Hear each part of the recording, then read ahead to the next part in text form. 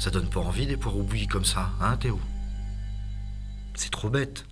Quand ils étaient crus, ils étaient verts et croquants. Si on essayait de comprendre ce qui leur est arrivé.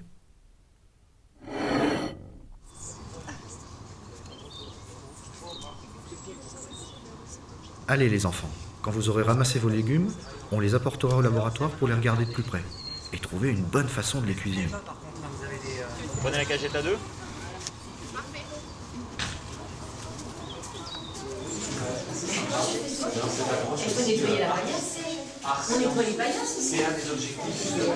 On va examiner les légumes de plus en plus près. D'abord à l'œil nu.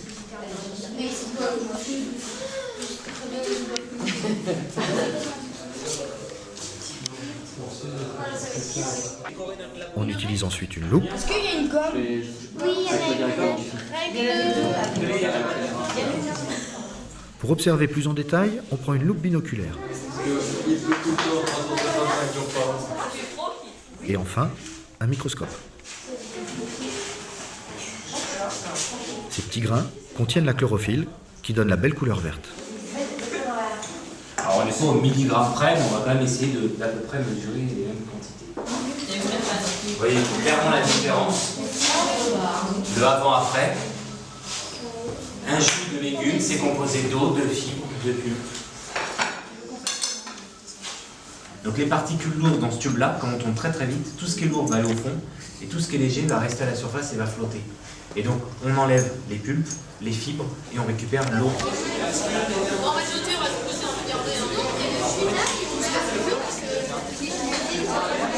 La cuisine moléculaire commence par les mêmes étapes que la cuisine traditionnelle.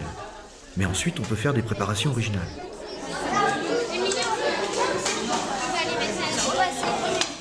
Et tu vas en train de couper la Par exemple, en ajoutant un extrait d'algue qui va gélifier le jus de légumes, on peut faire des spaghettis. Vous mettez ça dans les glaçons. Pour des billes, on utilise un autre produit, l'alginate.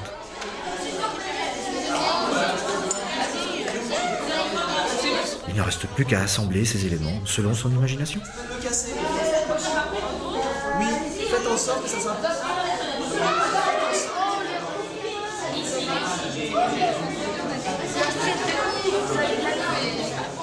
La cuisine moléculaire et la recherche qu'on fait autour de la cuisine, finalement, eh bien, ça va permettre de mieux comprendre tous les phénomènes qui se passent quand on cuisine, c'est-à-dire décortiquer les réactions physico-chimiques qui se passent quand on cuit, alors aussi bien des légumes que les œufs, que des poissons, que faire une mousse, un blanc d'œuf, une mousse au chocolat. Toute la cuisine peut être décortiquée via la science. Donc le rôle ici de notre travail au laboratoire, c'est d'aller décortiquer tous les phénomènes physiques et chimiques qui se passent en cuisine, pour ensuite maîtriser les préparations, mieux cuire, mieux comprendre ce qui se passe, mieux faire mousser, etc. Et ensuite innover.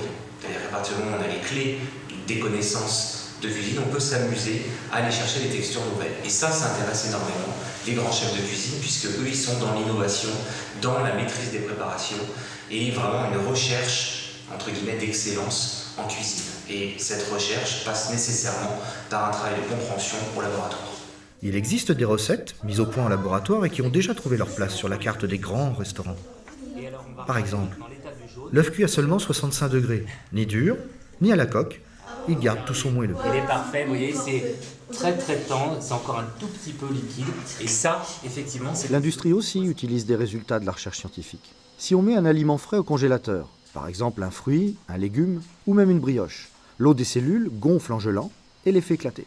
En surgelant très rapidement à moins 200 degrés, l'eau des cellules n'a pas le temps de gonfler, on n'altère pas le produit, il reste intact. Maintenant, à toi Théo.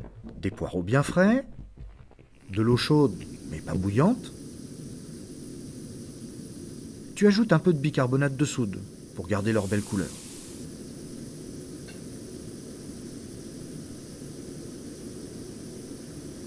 Lorsqu'ils sont juste cuits, tu peux enfin les déguster, bien verts et bien croquants.